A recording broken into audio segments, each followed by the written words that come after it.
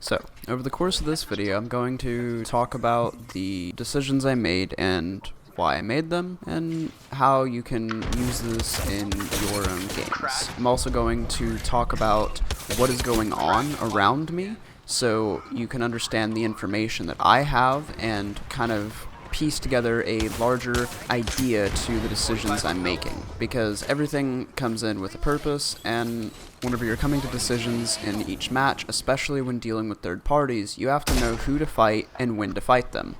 Also, knowing how to communicate with your team effectively is a major point in how you will move forward through the match and if you will survive it. Throughout this match, we encounter many teams, so be ready for the chaos.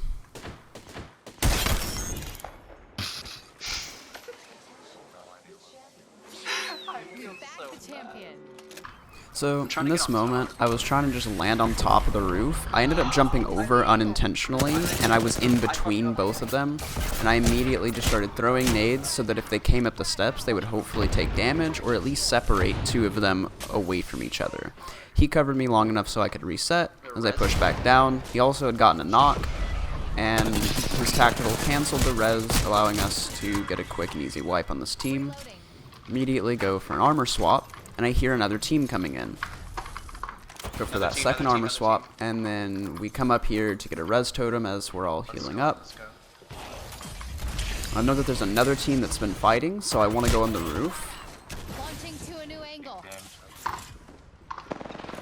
Miss all my shots.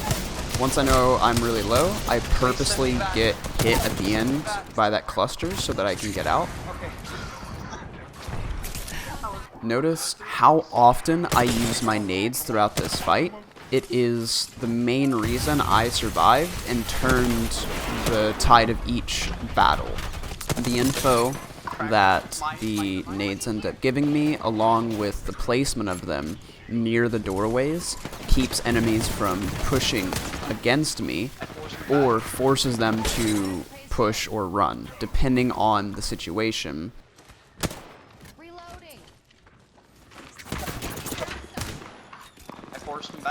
So this is like the 5th or 6th team that has come in to this situation.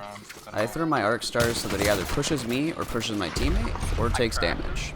Ends up working out where we both get our damage off, and I notice another team coming in.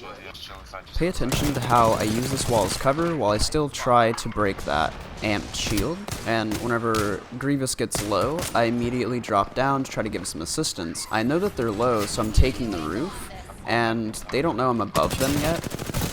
I ended up not getting a knock quite yet, but since they don't know what's going on, it allows me to get that first one down. General Grievous is trying to help me out, but he's low, ends up getting knocked. I know that she's still low on health, so I commit to this, knowing that I have at least double her health. And I then hear another team and a trident. So I know there's at least 2 teams in the area, so I should be fine for the res. While they're fighting, I try to get some shots. I miss all but one, and don't get a third shot on the Bangalore. They finish fighting at this point, and they're looting. So I come up here, and I wait for Grievous on the roof, because I don't want to get killed immediately. Whenever he comes over, get our totem out, and then while he comes in from the top, I go in from the bottom, so we pincer them, and they can't escape. They're forced to fight us. The second I get shot back to the totem, I immediately go back down so that I can help him and continue to pincer them. I tell him to go back in from the top so that just in case they try to run away, they won't be able to. This ends up winning us the fight, and it's an easy cleanup.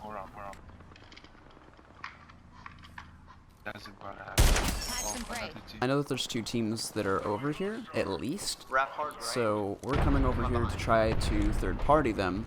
I get where I can't see where anyone's at when I'm trying to use my 301, so I just switch to my Digi threat. Only hit 1 shot, and I know I have to reload both guns, so I just fly up top, knowing I'm going to have to heal anyways. This ends up getting Grievous knocked, but I knew that there was another team coming in because I'd heard shots in the background. I jump down and take out that Bangalore and then immediately back off. I don't realize here that this is one guy. I would have committed if I had known that, but without the information, I didn't want to push on a duo thinking that one's low and then I can try to fight the other. As you can tell, my aim isn't always that great. But because I'm peeking in and out of cover and I'm taking my time, not giving him the opportunity to do a lot to me, it makes it where I get to get an easy win. After he dies, I come over here to grab his banner, just in case I need to get an armor swap here in a minute. I know that he has red, and it'll be worth the while. After cleaning this up, I immediately realized that I don't have enough materials to craft a respawn beacon. I try to shoot these spiders out so that I can kill them off and get the mats, so that I might be able to craft when I get into ring.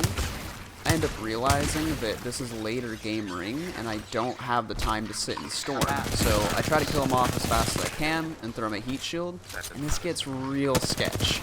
I am terrified as of this moment, because I know I'm like 2 or 3 shots away from being dead, and I'm just like, oh shit. I stayed in storm to finish them off. I tried to get some of the mats, but I didn't kill all the spiders, because eventually I just needed to leave.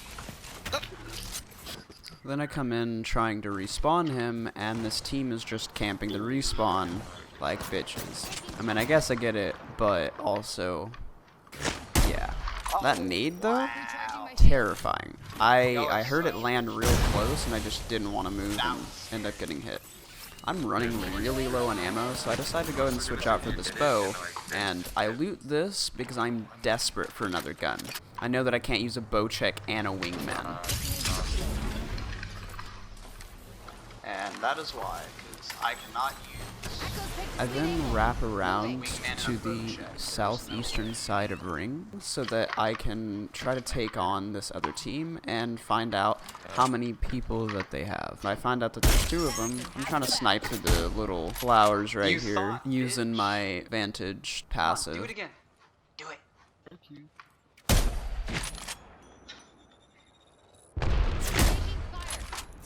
Recharging shields. Kind of just peek in and out for a while, and then as ring starts closing in, I want to climb this because I know that they'll be rotating in, and I can try to get a couple extra shots on them while I get info on the surrounding area. This is really risky knowing that both teams were sniping this match. There's a guy. The other team wrapped towards me instead of taking on the Watson and Lifeline that was going the other direction. I wasn't really expecting this, and I end up getting pincered as I fly up here to peek down at this guy. I get shot in the back. It plays out that way, but it was a good game overall. I hope you enjoyed the video. If you liked it, give it a thumbs up. If you didn't, give it a thumbs down.